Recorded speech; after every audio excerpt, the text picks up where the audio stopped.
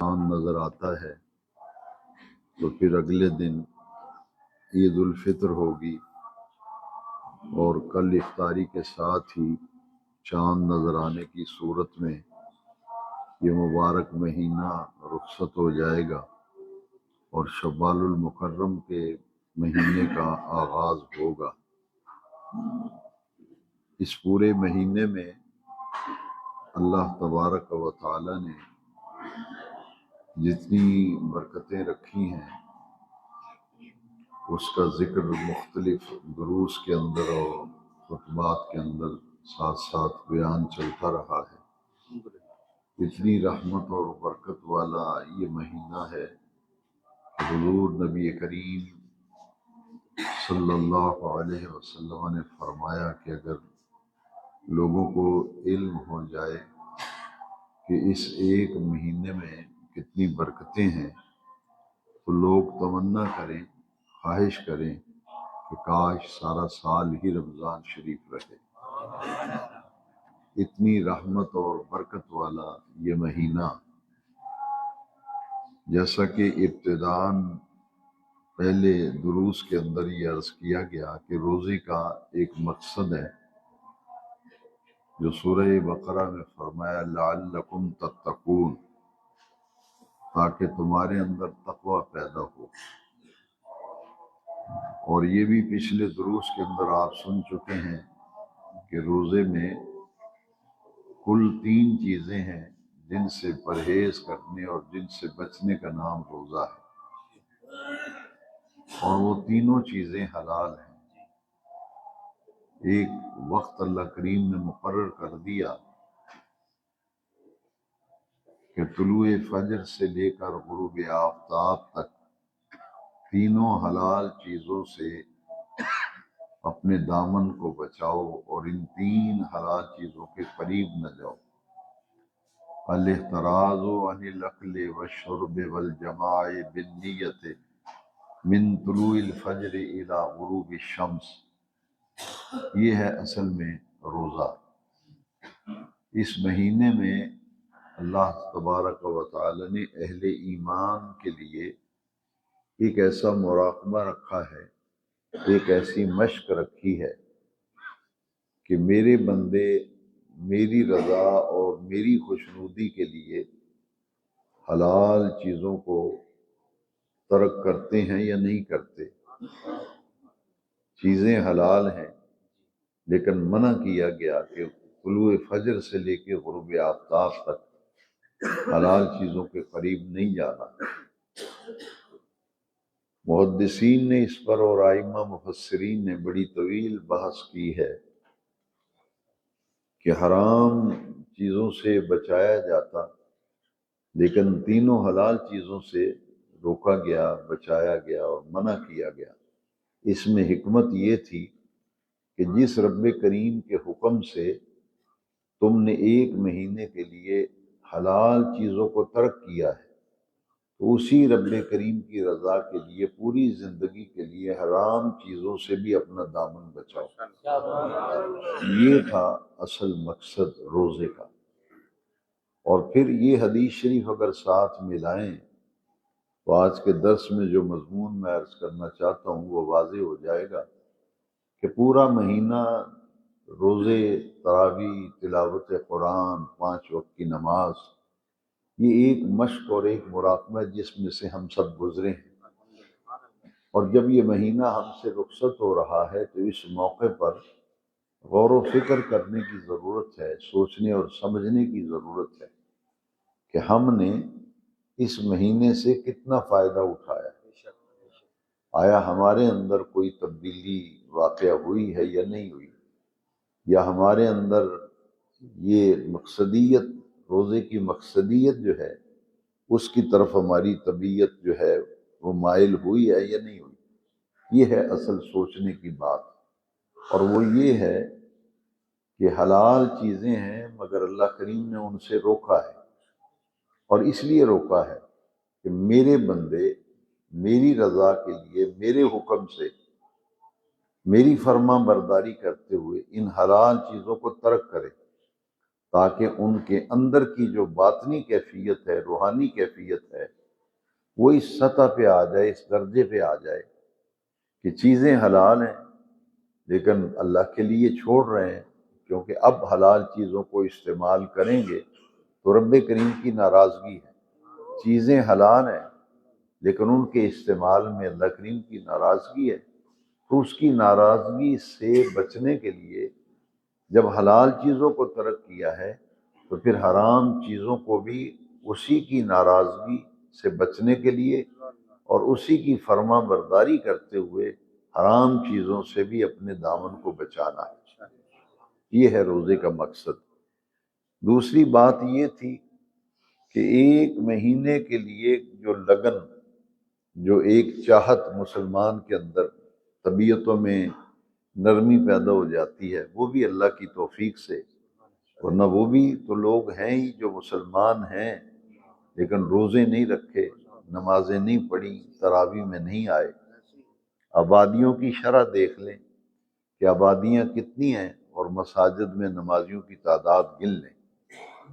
اس لیے یہ اللہ کریم کا خاص کرم ہے، احسان ہے، لطف و کرم ہے کہ جن لوگوں کو یہ توفیق میسر ہوئی، 5 وقت کی مسجد کی حاضری، روزہ نصیب ہوا، تراویح نصیب ہوئی، ایک ان کے اندر لگن تھی کہ یہ مہینہ ہے رحمتوں والا، برکتوں والا، تو اس مہینے میں ہم نے اپنے رب کریم کو راضی کرنے کے لیے یہ اعمال جو ہیں انہیں سر انجام دینا ہے۔ اسی لیے جذبہ بڑھ جاتا ہے، خاص طور پہ جو صدقہ و خیرات ہے وہ بھی لوگوں کے اندر ایک جذبہ ہوتا ہے۔ پھر افطاری کرانے کا جو اہتمام ہوتا ہے، یہ بھی صدقات و خیرات میں اور اللہ کے راستے میں مال خرچ کرنے کا معاملہ، تو یہ ساری ایک مشق جو ہے، ایک ٹریننگ جسے کہتے ہیں، پورے مہینے میں ہم نے حاصل کی ہے، تو اس پر ہمیں توجہ دینے کی ضرورت ہے کہ ہمارا تعلق مسجد سے، ہمارا تعلق دین سے اسی طرح قائم رہے گا یا کہ اس کے اندر کچھ کمی اور کمزوری واقع ہوگی۔ امر واقعہ یہ ہے کہ ہر شخص اپنی زندگی میں یہ بات اچھی طرح سے سمجھ سکتا ہے کہ جو چاہت، جو لگن رمضان شریف میں مساجد میں حاضری کی ہوتی ہے، وہ عید الفطر کا چاند نظر آتے ہی وہ بہت کمزور معاملہ ہو جاتا ہے۔ وہ لوگ جو پورا مہینہ مسجد میں دکھائی دیتے ہیں، وہ پھر ایک سال کے لیے مسجد کو خیر بات کہہ کر رخصت ہو جاتے ہیں اور سال کے بعد پھر آتے ہیں۔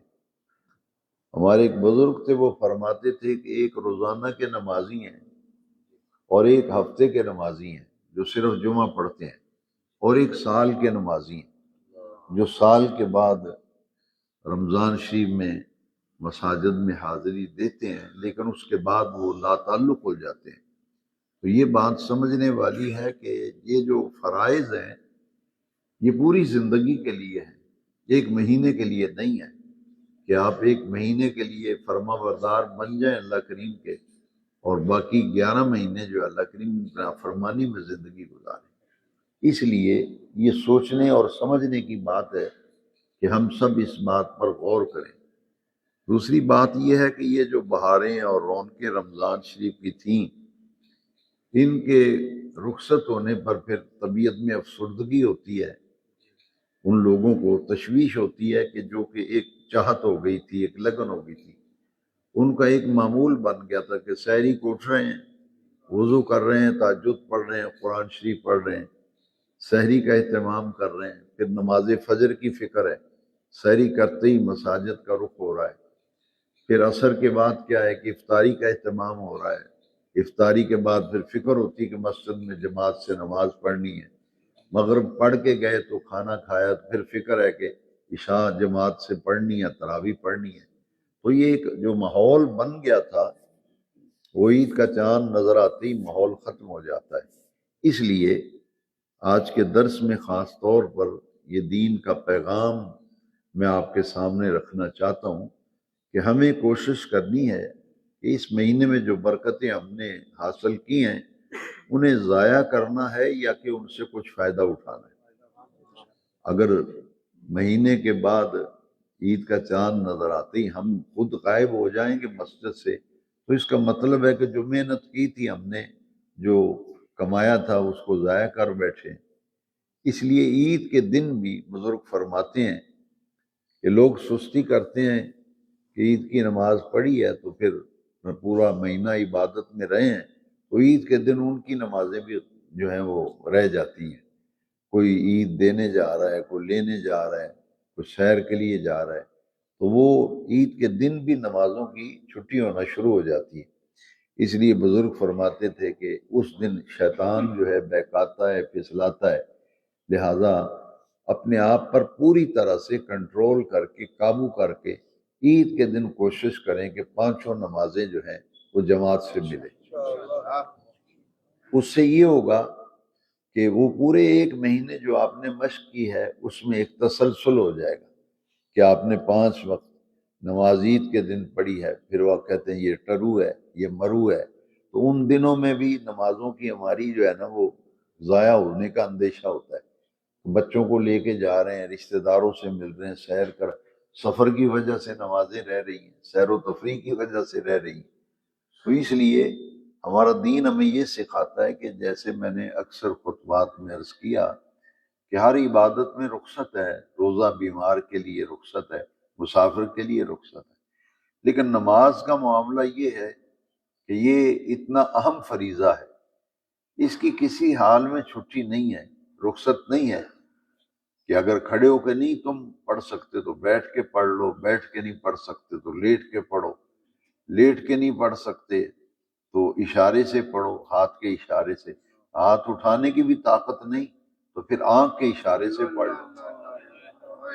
اس قدر تاکیدی حکم ہے۔ تو اس لیے جن چیزوں کی مثلا سنتیں ہیں، سنتوں کی قضا نہیں ہوتی، قضا ہوتی ہے فرض نمازوں کی۔ اس لیے فرائض کی ادائیگی جو ہے اس کو اولاً اہمیت دینی چاہیے۔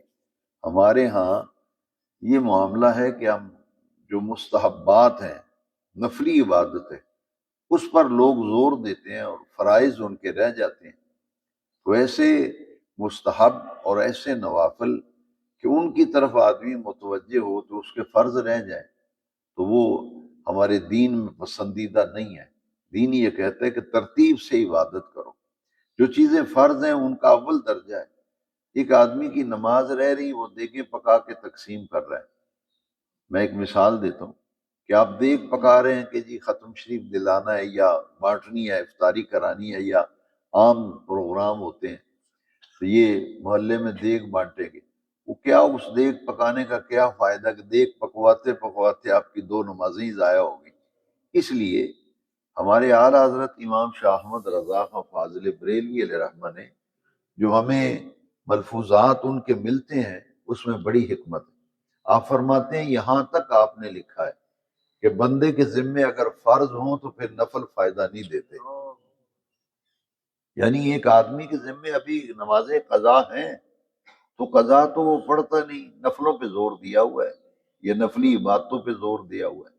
سیدی اعلیٰ حضرت مجدد برحق، ان میں یہ خوبی تھی کہ وہ دین پر ایسا انہوں نے پہرا دیا، ایسا پہرا دیا، ایسی تربیت کی، اور یہ ہمیں سکھایا کہ آپ فرائض کی طرف پہلے متوجہ ہوں، نفلی عبادات مستحبات جو ہیں ان کا درجہ بعد میں ہے۔ اسی طرح میرے امام نے فرمایا کہ جو لوگ محبت رسول کا دعویٰ کریں اور عشق رسول کا دعویٰ کریں اور نماز نہ پڑھیں، میرے امام نے فرمایا کہ میں ایسی محبت کا قائل نہیں ہوں، میں ایسی محبت کا قائل نہیں جس میں اطاعت نہ ہو۔ اطاعت کا معنی ہے حکم ماننا۔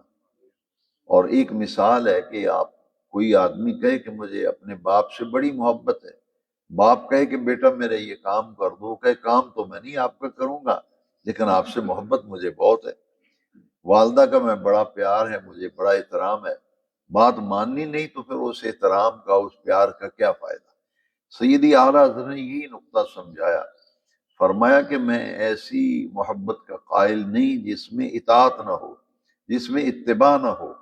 تو لہٰذا کچھ محبت کے تقاضے ہوتے ہیں، تو ان تقاضوں میں یہ دیکھنا پڑے گا کہ اگر ہم حضور سے محبت کا دعویٰ کریں اور یہ کہیں کہ ہمارے دل میں حضور کا عشق ہے، پیار ہے، محبت ہے، تو سب سے پہلے یہ دیکھا جائے گا کہ نبی کریم علیہ السلام کو جو چیزیں پسند تھیں وہ ہمیں پسند ہیں یا نہیں، اور حضور کا جو عمل ہے اور حضور کا جو ارشاد ہے اس پر ہمارا کتنی توجہ ہے۔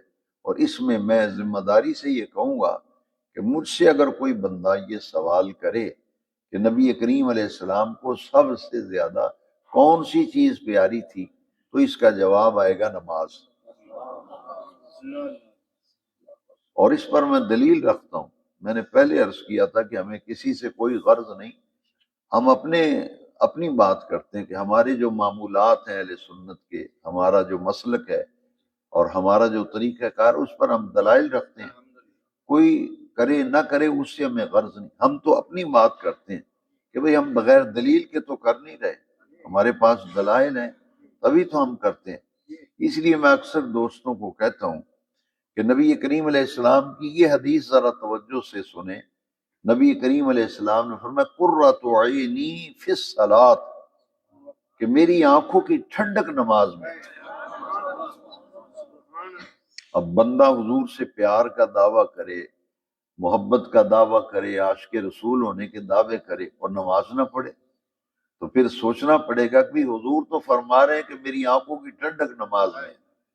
اور پھر حضرت سیدنا بلال رضی اللہ عنہ، ہر مسجد میں لوگوں کا یہ معمول ہے کہ اذان کا وقت ہو تو مؤذن کو کہتے ہیں کہ اذان پڑھ دو، لیکن نبی کریم صلی اللہ علیہ وسلم کیا فرماتے تھے؟ حضور یہ نہیں فرماتے تھے۔ دو مؤذن تھے نبی کریم علیہ السلام کے، ایک سیدنا بلال رضی اللہ عنہ، ایک نابینا صحابی تھے حضرت عبداللہ بن مکتوم رضی اللہ تعالیٰ، یہ دونوں مؤذن تھے مسجد نبی شریف۔ تو حضور جب حضرت بلال کو اذان کے لیے فرماتے، حضور فرماتے تھے ارحنا بالصلاۃ یا بلال، یہ نہیں کہ اذان پڑھو، لفظ کیا ہوتے تھے؟ اے بلال نماز سے ہمیں راحت پہنچا، نماز سے ہمیں راحت، یعنی اذان پڑھ تاکہ ہم نماز پڑھیں اور راحت ملے۔ اچھا، آنکھوں کی ٹھنڈک، نبی پاک کی آنکھوں کی ٹھنڈک ہے نماز، اور پھر حضور فرماتے ہیں ارحنا بالصلاۃ یا بلال، اے بلال ہمیں نماز سے راحت پہنچا۔ تو معلوم یہ ہوا کہ تمام عبادات میں سے سب سے اونچے درجے کی عبادت جو ہے وہ تو 5 وقت کی نماز ہے، اور عرب کے اندر کسی نہ کسی درجے میں یہ بات دیکھیں آپ، باقی معاملات ہر شخص کا اپنا ذاتی معاملہ ہے، لیکن عرب ممالک کے اندر اکثر و بیشتر جہاں میں گیا ہوں یا لوگ جاتے ہیں بتاتے ہیں، ابو ظبی، شارجہ، دبئی میں گیا ہوں، شام میں گیا ہوں، اور مکہ المکرمہ، مدینہ منورہ کئی مرتبہ حاضری ہوئی، تو یہ دیکھا ہے کہ عرب لوگ جو ہیں ان میں باقی جو خامی جو معاملات ہیں وہ اپنی جگہ، لیکن ایک بات جو ہے کہ نماز کا اگر وقت ہو گیا ہے تو وہ فوراً اپنی گاڑی روکے گا، گاڑی کے اندر اس نے جا نماز رکھی ہے وہ سڑک پہ بچھا کے نماز پڑھے گا، اکثر و بیشتر ایسا ہوتا ہے۔ تو ہمیں ان باتوں کی طرف توجہ دینے کی ضرورت ہے۔ میں اس لیے زیادہ اس نماز کے معاملے میں بار بار کہتا ہوں کہ اس کے بغیر گزارا نہیں، نماز کے بغیر۔ قیامت کے دن سب سے پہلے اسی نماز کے بارے میں پوچھا جائے گا، حساب کتاب کا آغاز ہی جس عمل سے ہوگا وہ نماز کا عمل ہے۔ تو جس گھر میں نماز نہیں، یا جس آدمی کے اپنے مزاج میں نماز نہیں، تو پھر دین کا دعویٰ کرے کہ میرے پاس دین ہے یا میں دین کے لیے کچھ کر رہا ہوں، بھئی نماز تو ہے نہیں تو باقی پیچھے رہ کیا گیا ہے؟ پہلے تو نماز قائم کرو اور نماز اپنے اندر لاؤ۔ اور نبی کریم صلی اللہ تعالی علیہ وسلم نے وصال کے وقت حضرت سیدہ خاتون جنت کو 3 لفظ حضور نے فرمائے تھے۔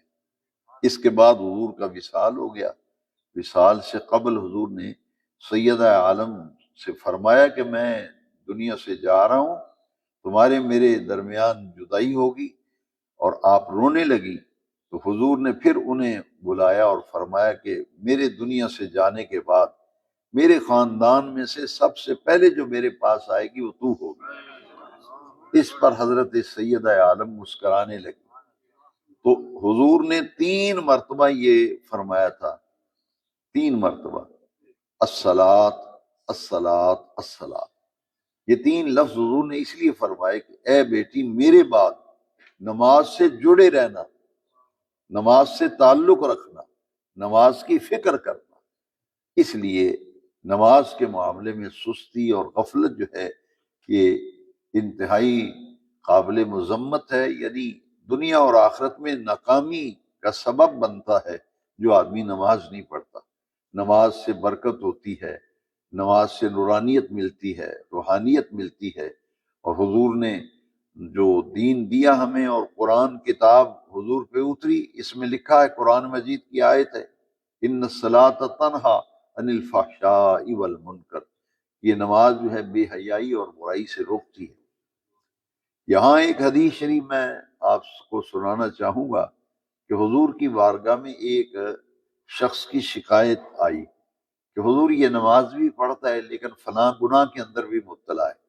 ہم دیکھتے ہیں کہ نماز پابندی سے پڑھتا ہے لیکن اس کے اندر فلاں برائی بھی ہے، گناہ بھی ہے۔ حضور نے کیا جواب دیا تھا؟ حضور نے فرمایا کہ آپ دیکھو گے یہ نماز کی استقامت، تواتر اور تسلسل سے نماز پڑھنا ایک دن اس سے برائی کو دور کر دے گا۔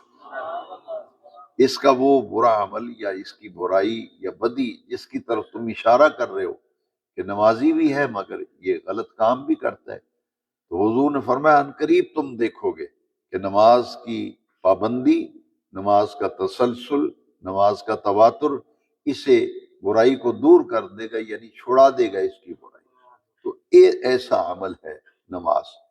اور سورہ ملک میں 29ویں پارے میں موت و حیات کی جو تخلیق کا ذکر کیا گیا، وہاں فرمایا الذی خلق الموت والحیات لیبلوکم ایکم احسن عملا، کہ اللہ کریم نے موت اور زندگی کو پیدا کیا۔ موت بھی مخلوق ہے اور حیات بھی مخلوق ہے، یعنی اللہ نے اسے پیدا کیا، موت کو بھی اور حیات کو بھی۔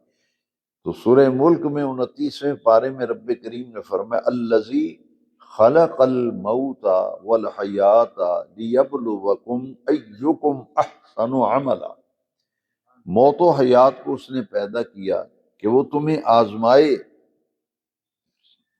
کہ تم میں سے کون عمل کے لحاظ سے بہتر ہے۔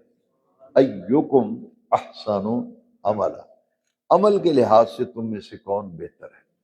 تو یہ جو فلسفہ موت و حیات ہے یہ ہے کہ عمل اچھے ہوں تو پھر اللہ تعالیٰ کی رضا جو ہے بندہ حاصل کرتا ہے، اللہ کریم اس بندے پہ خوش ہوتا ہے جو مقصد حیات کو پا لیتا ہے، اور اس کے لیے سب سے بڑا عمل جو ہے وہ نماز ہے، اس کی ہمیں حفاظت کرنی چاہیے۔ نماز کے معاملے میں چند باتیں میں عرض کروں گا کہ ہماری نمازوں میں کچھ ایسی اصلاح کی ضرورت ہے۔ مثال کے طور پر کہ نماز جب ہم پڑھتے ہیں تو ہمیں یہ دیکھنا چاہیے کہ نماز پڑھنے کا جو حضور کا طریقہ ہے وہ کیا ہے۔ اس پر میں نے ایک کتاب لکھی تھی، حضور کی نماز صلی اللہ علیہ وسلم، اس کے 20 ایڈیشن چھپے ہیں اور وہ پوری دنیا میں کتاب الحمدللہ چلی، اور امریکہ میں اس کی انگلش ٹرانسلیشن کرا کے انہوں نے چھاپی تھی۔ تو پھر انگلینڈ میں یونیورسٹی کا ایک اسٹوڈنٹ ہے، اس نے مجھے کہا کہ اس کی میں ٹرانسلیشن کرنا چاہتا ہوں، تو میں نے اسے اجازت دے دی۔ وہ ٹرانسلیشن اس نے انگلش میں کی تو وہ پھر ہم نے لاہور سے اس کی دوبارہ پروف ریڈنگ کروائی اور چیکنگ۔ اس کا انگلش ایڈیشن بھی ہے اور اردو بھی، دونوں ایڈیشن چھپے ہوئے ہیں۔ اور اس کتاب میں وہ صرف اس موضوع پہ میں نے لکھی تھی کہ تکبیر تحریمہ سے لے کے سلام تک نبی کریم صلی اللہ علیہ وسلم کا طریقہ نماز کیا تھا۔ وہ انگلش بھی ہے اور اردو، دونوں کتابیں ہیں۔ تو ہمارے پاس تو سٹاک ختم ہو گیا، لاہور میں ایک پبلشر ہیں اس نے چھاپی ہے، وہاں سے وہ اب ملتی ہے۔ اب ہم اس کو نئے سرے سے اس کی کتابت دوبارہ کرا کے چھاپ رہے ہیں۔ وہ کتاب جن ہمارے دوستوں کے پاس ہے اسے مطالعہ میں رکھے کریں، کیونکہ تکبیر تحریمہ سے لے کر سلام تک پورا نماز کا طریقہ اس میں لکھا ہے۔ اور آپ دیکھیں کہ اگر آپ کوئی فارم فل کرتے ہیں، مثلا آپ امتحان کا داخلہ بیچتے ہیں، کوئی ویزا اپلائی کرتے ہیں، کوئی بھی فارم بھرتے ہیں، جب اس کا ایک کالم بھی اگر غلط بھرا جائے تو وہ فارم ریجیکٹ ہو جاتا ہے، ہوتا ہی یا نہیں؟ وہ واپس آ جاتا ہے، کہتے ہیں بھئی آپ کے ڈاکومنٹس ہی پورے نہیں ہیں، کلیئر کریں انہیں۔ تو نماز کا معاملہ ایسے ہی ہے کہ جب تک نماز کو تکبیر تحریمہ سے لے کے سلام تک اس طریقے پہ ادا نہ کیا جائے جو نبی کریم علیہ السلام کا طریقہ ہے، تو پھر وہ قبولیت کے درجے میں کیسے پہنچے گا؟ اس لیے میں نے اس میں تمام احادیث کو جمع کیا ہے، اور ایک ایک حدیث کی کتاب، اس کا صفحہ نمبر، اس کا جلد، یہ ساری چیزیں اس میں نے بڑی ڈیٹیل سے لکھ دی ہیں۔ میں چاہوں گا کہ اس کے متعلق میں چند باتیں آج عرض کروں، کیونکہ پھر یہ سلسلہ جو ہے رمضان شریف میں ہی ہوتا ہے درس قرآن و حدیث کا، تو میں چاہوں گا کہ آج اس پر میں تھوڑی سی گفتگو کروں۔ اس میں حدیث شریف موجود ہے، میں نے لکھ دی ہیں کہ نبی کریم علیہ السلام جب نماز شروع فرماتے تھے تو تکبیر تحریمہ حضور فرماتے تھے، اور یہ جو تکبیر تحریمہ ہے نماز میں، اور یہ رفع یدین کا مسئلہ جو لوگوں نے اٹھایا ہوا ہے، اس کو ذرا سمجھیں کہ رفع یدین کا معنی، کہ رفع کا معنی ہے اٹھانا، رفع کا معنی یدین دونوں ہاتھ، رفع یدین کا معنی ہے دونوں ہاتھوں کا اٹھانا۔ اس کتاب میں نے تحقیق مسئلہ رفع یدین کے عنوان سے باقاعدہ اس میں بڑی ڈیٹیل سے لکھا ہے۔ بہت سے لڑکے ہمارے اپنے شہر کے، تو ان کو میں نے یہ کتاب دی، میں نے کہا کہ آپ رفع یدین شروع ہو گئے ہیں وہ جیلمی کو سن کے، تو میں نے کہا بھی آپ نے ایک طرف کی بات سنی ہے، دوسری طرف کی بھی ذرا سنیں۔ تو الحمدللہ وہ اب چھوڑ گئے، وہ کہتے ہیں جس طرح آپ نے سمجھایا ہے رفع یدین کا، ہم نے تو ایک بات سنی تھی جیلمی کی، دوسرا تو ہم نے سنا ہی نہیں تھا۔ اس کو میں یہ کہوں گا کہ آپ جو دوست ہمارے اس کو ضرور پڑھیں، تحقیق مسئلہ رفع، اس کو 2 دفعہ آپ پڑھیں، پہلے 1 دفعہ پڑھیں پھر دوسری دفعہ، اللہ رسول کے فضل و کرم سے تمام اشکال ختم ہو جائیں گے اور ہر سوال کا جواب آپ کو مل جائے گا۔ پھر آمین آہستہ کہنے پر تمام احادیث میں نے اس میں جمع کر دی، تو جو اونچی آواز سے کہتا ہے ہمیں اسے غرض نہیں، کہتا رہے اپنی مسجد میں، یہ میں اس کی وضاحت کر دوں، وہ اپنی مسجد میں کہے، اور جس مسجد میں آہستہ کہتے ہیں وہاں آ کے کوئی اونچی آواز سے کہتا ہے تو اس کا مطلب ہے کہ وہ ارادتاً غلط ارادے سے آئے، اور یہ ویسے بھی اچھا نہیں لگتا، سارے مقتدی تو آہستہ کہہ رہے ہیں آمین، اور ایک آدمی اکیلا جدا ہو کے آمین اونچا کہہ رہا۔ اسی طرح ہر آدمی کو اپنا عقیدہ بڑا پیارا ہوتا ہے، مسلک اور ہونا بھی چاہیے، تو ہم یہ نہیں کہتے، ہم کہتے ہیں کہ جیسے ایک درس میں نے عرض کیا تھا کہ سورہ کافرون میں ہے لکم دینکم ولی دین، تمہارے لیے تمہارا دین، ہمارے لیے ہمارا دین، سیدھی سی بات ہے۔ پھر الجھتے کیوں آ کے ماحول کو خراب کرتے ہو؟ وہ تمام حدیثیں حضور کی نماز کے اندر میں نے کتاب میں لکھ دی ہیں، انگلش ایڈیشن بھی ہے، اردو بھی، تسلی سے اسے دیکھیں۔ رفع یدین تو ہم بھی کرتے ہیں، کیونکہ رفع یدین کا معنی ہے دونوں ہاتھوں کا، جب ہم نماز شروع کرتے ہیں تو یہ رفع یدین ہے، ایسے ہاتھ، اللہ اکبر۔ اب جتنا رفع یدین تھا پہلے نبی کریم صلی اللہ علیہ وسلم کی شریعت مطہرہ میں رفع یدین تھا، بعد میں حضور نے منع فرما دیا، اور حضور نے فرمایا کچھ صحابہ کسی گاؤں سے آئے تھے، وہ نماز پڑھی تو انہوں نے رفع یدین، آہستہ آہستہ رفع یدین سارا منسوخ ہو گیا، صرف ایک رفع یدین رہ گیا جو آپ کرتے ہیں تکبیر تحریم، باقی جو ہے وہ کیا ہو گیا؟ منسوخ ہو گیا۔ مسلم شریف کے اندر حدیث شریف ہے کہ وہ صحابی گاؤں سے آئے تھے، انہوں نے رفع یدین کیا تو حضور نے انہیں فرمایا مالی اراکم، میں کیا دیکھ رہا ہوں، یہ تم سرکش گھوڑوں کی طرح دموں کو ہلاتے ہو، فرمایا ایسا نہ کیا کرو، اسکنوا فی الصلاۃ، نماز سکون سے پڑھا کرو۔ پہلے رفع یدین تھا، بعد میں رفع یدین منع ہو گیا۔ اب ایک بات یاد رکھیں، قرآن مجید میں بہت سی آیات ایسی ہیں جو ناسخ ہیں اور کچھ آیات ایسی ہیں جن کا حکم منسوخ ہے.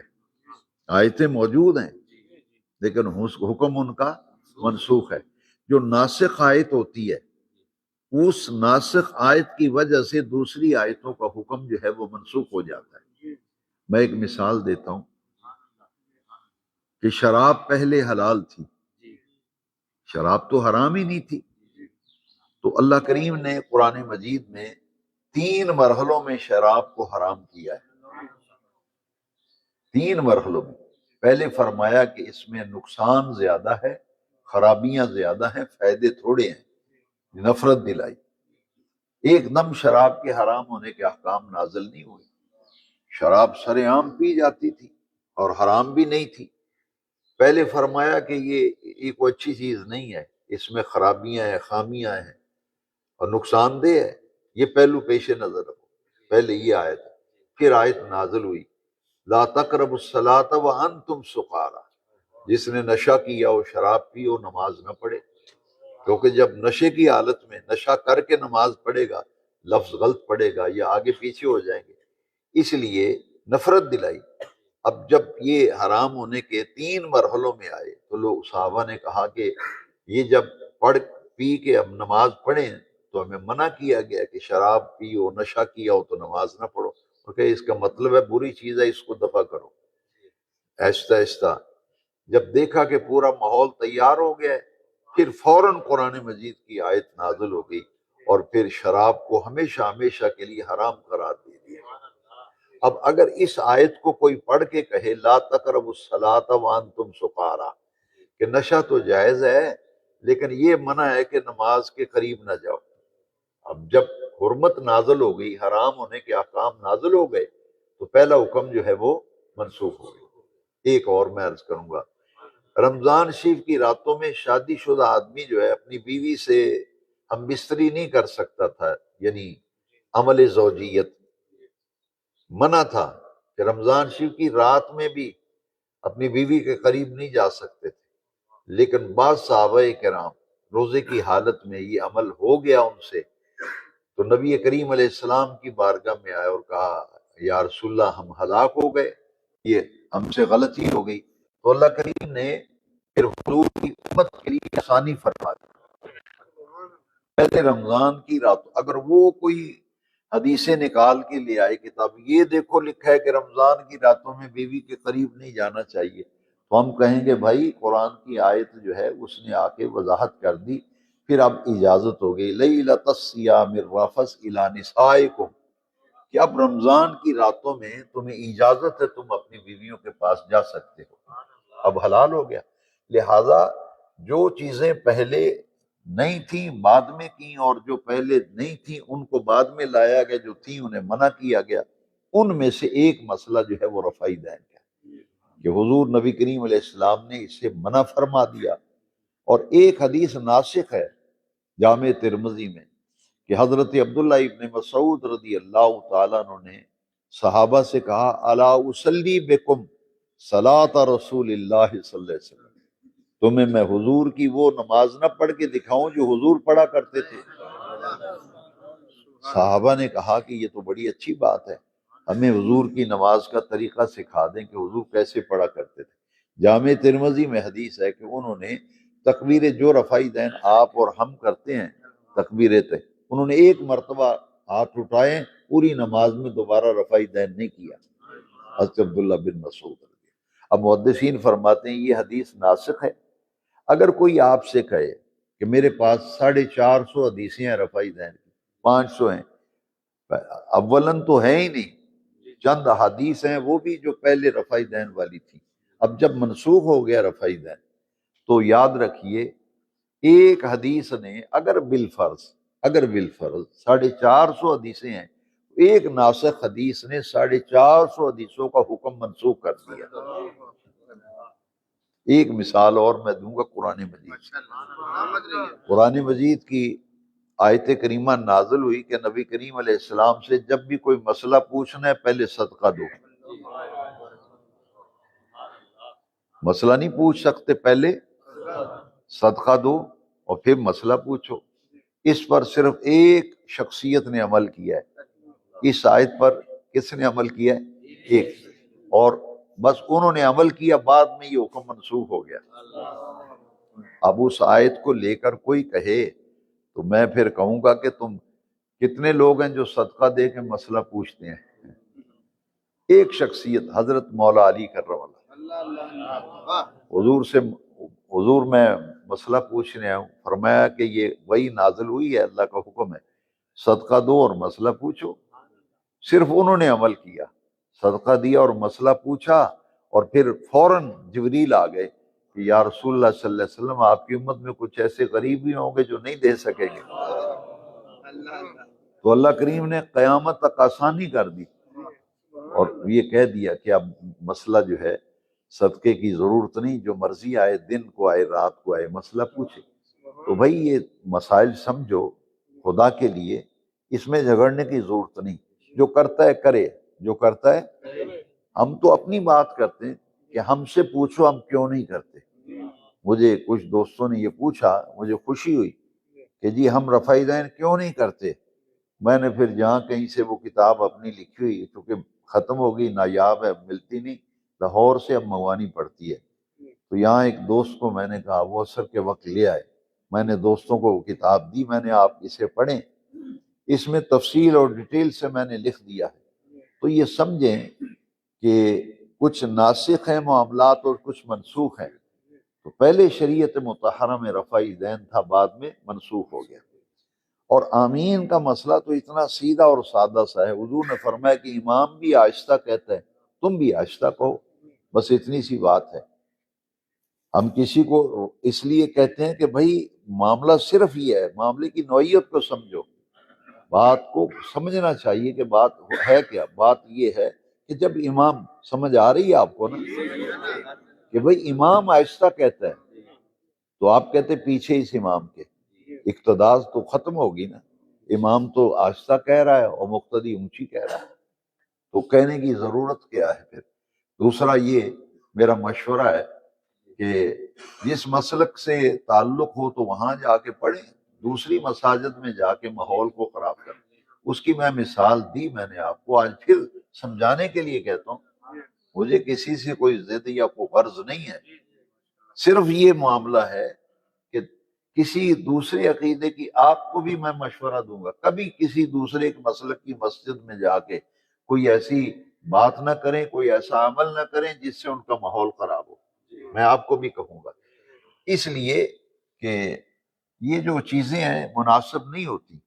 میں آپ سب جانتے ہیں کہ اہل تشیع جو ہیں وہ صحابہ کرام کا نام تک نہیں لینے دیتے، وہ تو میرے بھائیوں یہاں تک نوبت آ گئی، وہ کہتے ہیں کہ ابو بکر صدیق کا ایمان ثابت کرو، نیٹ پہ ہے یا نہیں آپ دیکھتے ہیں۔ اب میں سمجھانے کے لیے صرف کہتا ہوں، مجھے کسی سے کوئی غرض نہیں، کہ اگر وہ تو کہتے ہیں ابو بکر صدیق کا ایمان ثابت کرو، تو آپ کو وہ امام بارگاہ میں ان کا نام لینے دیں گے؟ اتنی سی بات ہے بھائی، سمجھو، نمازی حضرات سمجھیں، دوسرے لوگ جو باتیں کرتے ہیں وہ سمجھیں، بات میری سمجھو کہ میں کیا رونا روتا ہوں۔ میں یہ کہتا ہوں کہ آپ شیعوں کے ہاں جائیں گے امام بارگاہ میں، وہ خلفائے اربعہ کا نام لینے دیں گے آپ؟ حضرت عائشہ صدیقہ کا نام لینے دیں گے؟ وہ کہیں گے بھائی یہاں نہیں لو۔ اسی طرح نماز کے بعد ہم ذکر کرتے ہیں کلمہ طیبہ، اگر کسی اہل حدیث کی مسجد میں یا دیوبندی کی مسجد میں آپ نماز پڑھیں، آپ اونچی آواز سے اکیلے ذکر کریں تو وہ کرنے دیں گے آپ؟ وہ تو آپ کو کان سے پکڑ کے ماریں گے بھی اور نکال بھی دیں گے۔ میرے ساتھ ایک واقعہ پیش آیا، اور میرے خیال میں کوئی یہاں کے دوست بھی ساتھ تھے ہمارے، ہم ایک فاتح پہ گئے فیصل آباد، تو وہ سپاہی صحابہ کی مسجد تھی، وہ دیوبندیوں کی، تو قریب ہی فوتگی تھی، تو ہم فاتح پڑھ کے نکلے تو نماز کا وقت تنگ رہ گیا، ہم نماز کے لیے اس مسجد میں گئے تو ہم نے نہیں دیکھا کون سی مسجد ہے، تیزی میں تھے کہ ٹائم تھوڑا رہ گیا، ہم وضو کر کے تو جماعت کرانے لگے، تو وہ آدمی، وہ ان مسجد کمیٹی کے آدمی اسلحہ لے کے آ گئے، انہوں نے کہا جی آپ جماعت نہیں کرا سکتے، آپ جماعت نہیں کرا سکتے۔ میں نے کہا اپنی جماعت ہم کرا رہے ہیں، اپنی کرا کے ہم چلے جائیں گے۔ انہوں نے کہا نہیں، آپ جماعت نہیں کرا سکتے، اکیلے اکیلے پڑھنی ہے تو آپ پڑھ کے یہاں سے چلے جائیں۔ میں نے کہا، وہ میرے ساتھ ایک حافظ صاحب تھے، انہوں نے کہا کہ آپ جماعت ہم اپنی کرا رہے ہیں تو آپ کیوں منع کر رہے ہیں؟ انہوں نے کہا کہ آج تسی کرائیے، کل کوئی اور آ جائے گا۔ سمجھ رہے ہیں نہیں؟ وہ خدا کے لیے میری باتیں سیکھو اور سمجھو۔ وہ کہتے ہیں جی آج تسی آئے ہو، کل نو اہل حدیث آ جان گے، اگلے دن شیعہ آ جان گے، اساں جماعت کرانی۔ انہوں نے کہا جی یہ مسجد اساں لکھ کے لایا ہے، یہ دیوبندیاں دی مسجد ہے، اتنے دوسرے مسلک والے نو نہ تبلیغ کرن دا کوئی حق ہے، اسی انہوں درس نہیں دین دیندے، تبلیغ نہیں کرن دیندے۔ کیوں؟ ساڈا مسلک الگ ہے۔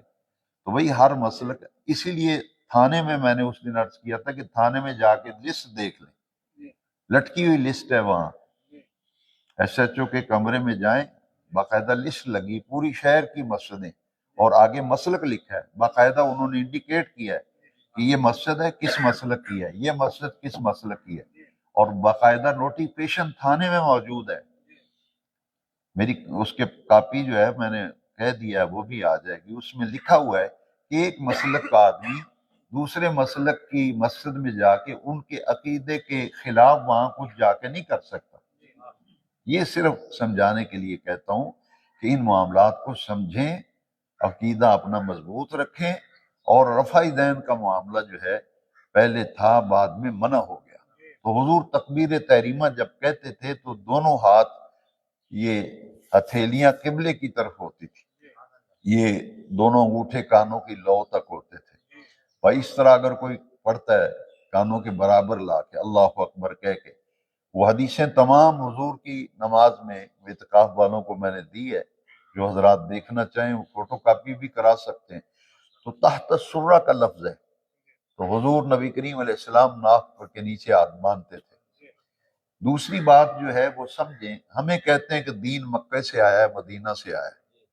میں ذمہ داری سے کہتا ہوں کہ آپ آج کل تو بھئی انٹرنیٹ کا دور ہے، جتنے بھی مکہ شریف مدینہ شریف امام ہیں، آپ مجھے دن میں سرچ کریں انٹرنیٹ، شام کو مجھے بتائیں وہ سینے پہ ہاتھ باندھتے ہیں یا ناک پہ ہاتھ باندھتے ہیں؟ کوئی امام مکہ شریف کا مدینہ شریف کا ایسے نہیں کرتا، سارے امام ایسے کرتے ہیں۔ بھائی ہمیں کہتے ہو مکہ مدینہ، مکہ مدینہ، وہ تو ہاتھ کہاں باندھ رہے ہیں امام؟ آپ کہتے ہو 8 تراویح ہے رفع دین والے، تو مکہ شریف میں کتنی تراویح ہے؟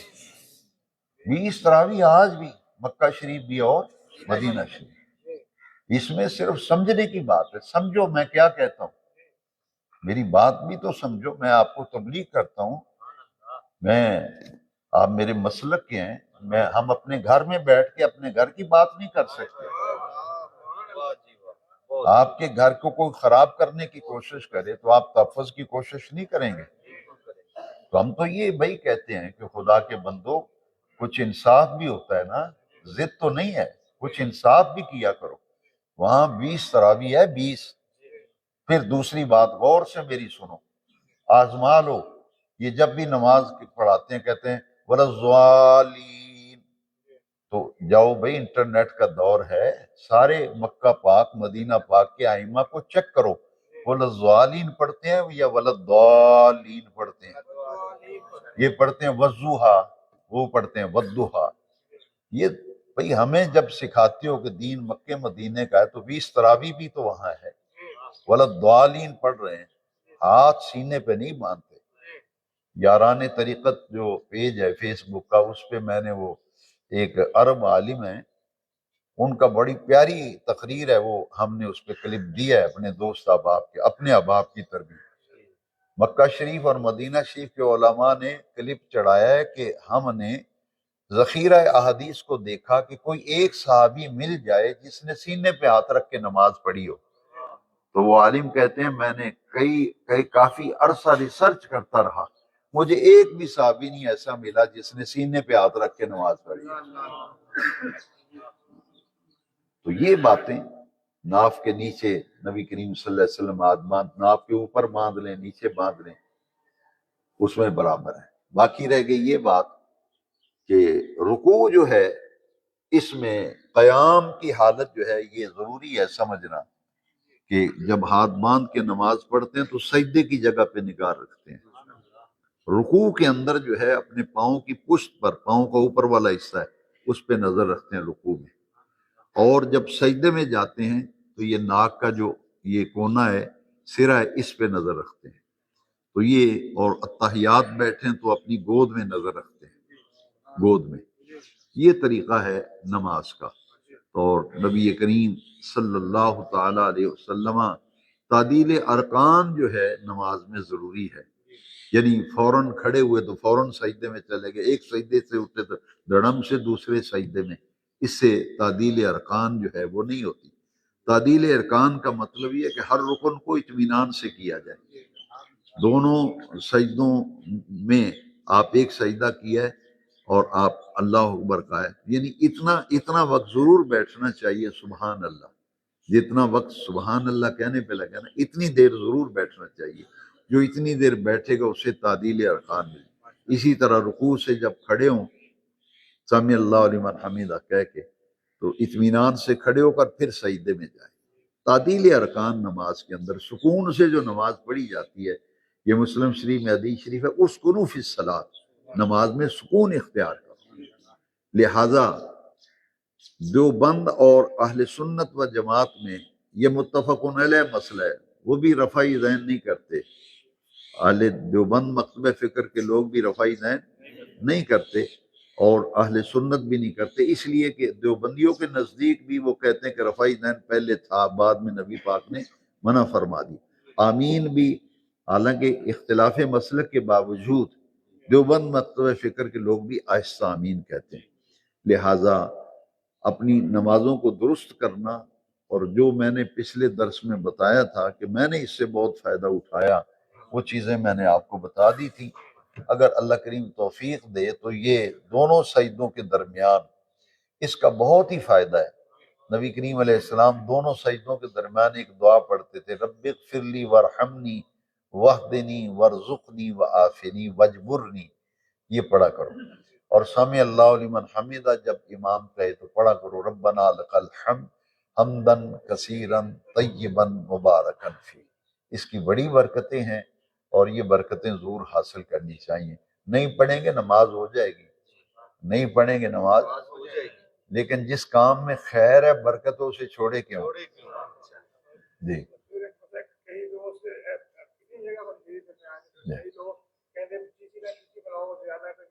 ہاں، میں رد المختار میں لکھا ہے کہ یہ عمومی طور پر جتنی پیشانی ہوتی ہے نا، یعنی 4 انگل، اتنا فاصلہ دونوں پاؤں کے درمیان، یہ زیادہ فاصلہ جو ٹانگیں پھیلا کے کھڑا ہونا یہ کسی حدیث میں نہیں ہے۔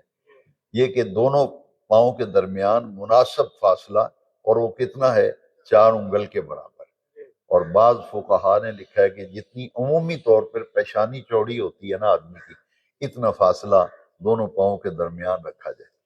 اور پھر آپ غور کریں کہ یہ جو نماز ہے وہ عاجزی والی نماز ہے۔ ایسے جو ہم نماز پڑھتے ہیں تو ایسے یہ عاجزی والی نماز ہے، اور اس طرح کر کے ایسے کھڑے ہو جانا، ٹانگیں پھیلا کے، یہ کامن سینس کی باتیں ہیں، اور ہمارے فقہا نے اس پہ بڑی پیاری گفتگو کی ہے۔ لہٰذا اللہ تعالیٰ سے استقامت مانگنی چاہیے، اور اپنے عقیدے اور اپنے مسلک پر پختہ رہیے، اور اسی پر قائم دائم رہیے۔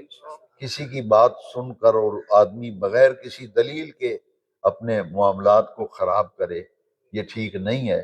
اللہ تعالیٰ مجھے اور آپ کو توفیق دے کہ ہم نبی کریم صلی اللہ علیہ وسلم کے مبارک طریقے جو ہیں اس کے ساتھ وابستہ رہیں۔ جی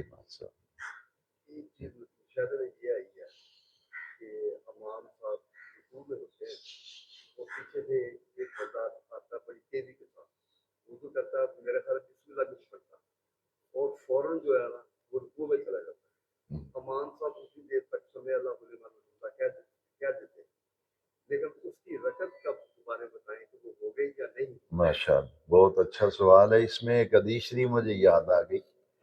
یہ پہلے نمبر پہ یہ سمجھیں کہ سوال کی جو نوعیت ہے نا، طریقہ غلط ہے۔ دوڑ کے جماعت کے ساتھ ملنا نبی پاک نے منع فرمایا، یعنی اس لیے دوڑنا کہ رکعت مل جائے۔ بخاری شریف میں حدیث شریف ہے، حوالہ انڈر لائن ہے، میرے دفتر میں حدیث شریف پڑھی ہے۔ سرکار نے فرمایا کہ اس لیے دوڑتے ہو کہ رکعت مل جائے، تو فرمایا یہ مسجد کے ادب کے بھی خلاف ہے، نماز کے ادب کے خلاف ہے۔ بلکہ حضور نے فرمایا کہ وضو کرو تسلی سے، آرام سے، وقار سے، آہستہ آہستہ چل کے آؤ، رکعت نکلتی ہے تو کوئی بات نہیں، نکل جائے بعد میں پوری کر لو۔ ایک تو یہ دوڑ کے شامل ہونا نبی پاک نے منع فرمایا، صرف رکعت پانے کے لیے دوڑنا اس سے منع کیا ہے۔ باقی یہ بات کہ من ادرک الرکوع فقد ادرک الرکعۃ، جو آدمی رکوع کو پا لیتا ہے وہ پوری رکعت پا لیتا ہے۔ یہاں ضمناً انہوں نے سوال کیا تو ضمناً بڑی اچھی بات ذہن میں آ گئی۔ کئی لوگ کہتے ہیں کہ امام کے پیچھے سورہ فاتحہ پڑھو، امام کے پیچھے کہتے ہیں سورۃ فاتحہ نہ پڑھو تو نماز نہیں ہوتی۔ تو ایمان سے بتاؤ جو رکوع میں آتا ہے اس نے سورۃ فاتحہ پڑھی ہے پہلے؟ اس نے تو پڑھی، ادھی تو پھر رکعت نہیں ہونی چاہیے تھی، وہ تو آیا تھا اللہ اکبر کے تھلے ٹر گیا فوراً۔ سورۃ فاتحہ تو اس نے، یہ کہتے ہیں جی جن نے سورۃ فاتحہ نہیں پڑھی ہوتی نماز کوئی نہیں ہوئی۔ میں نے کہا وہ نے تو کونی جو پڑھی پھر، لیکن سب مانتے ہیں من ادرک الرکوع فقد ادرک الرکعۃ، جس بندے نے رکوع کو پا لیا اس نے پوری رکعت کو پا لیا۔ لیکن یہ ہے کہ دوڑ کر آنا منع ہے، سکون اور وقار سے آؤ، پورے اطمینان سے کھڑے ہو کر اللہ اکبر کہو۔ اگر امام سمع اللہ لمن حمدہ کہہ کے کھڑے ہو گئے ہیں تو کوئی بات نہیں، اپنی نماز جو رکعت رہ گئی ہے بعد میں مکمل کرو۔ طریقہ یہ ہے کہ اللہ اکبر کہہ کے آپ امام کی صورت رکوع والی جو کیفیت ہے ایسے آپ ہو گئے تو امام نے سامع اللہ لمن حمدہ کہہ دیا ہے تو آپ کا رکوع ہو گیا، آپ ساتھ مل گئے۔ لیکن شرط یہ ہے کہ امام رکوع میں ہے، آپ اللہ اکبر کہہ کے رکوع میں چلے گئے ہیں تو پھر آپ کو پوری رکعت مل گئی۔ لیکن امام صاحب کھڑے ہو گئے ہیں تو اب آپ اللہ اکبر کہہ کے ایسے کر لیں گے تو رکعت نہیں ہوگی۔ امام کی اس کیفیت میں شامل ہونا یہ ضروری ہے۔ تو یہ چند مسائل تھے میں نے مناسب سمجھا۔ دوسرا یہ ہے کہ گھر سے وضو کر کے آنے کی فضیلت بہت زیادہ ہے، اسے عادت بنائیں۔ میں اس لیے توجہ دلاتا رہتا ہوں، بلکہ حدیث شریف میں کہ سنتیں گھر سے پڑھ کے آنے کی فضیلت زیادہ ہے۔ سنتیں گھر سے، فجر کی سنتیں گھر پڑھو، برکت ہوگی، اور وضو گھر سے کر کے آؤ۔ اور اگر نہیں ہے وضو تو پھر مساجد میں سہولت ہے، لیکن طریقہ جو ہمارے دین میں سکھایا گیا ہے، تعلیم دی گئی ہے، اس کے مطابق چلیں گے تو برکت بہت ہے انشاءاللہ۔ اللہ تعالیٰ مجھے اور آپ کو عمل کی توفیق دے۔ الصلاۃ والسلام علیک یا سیدی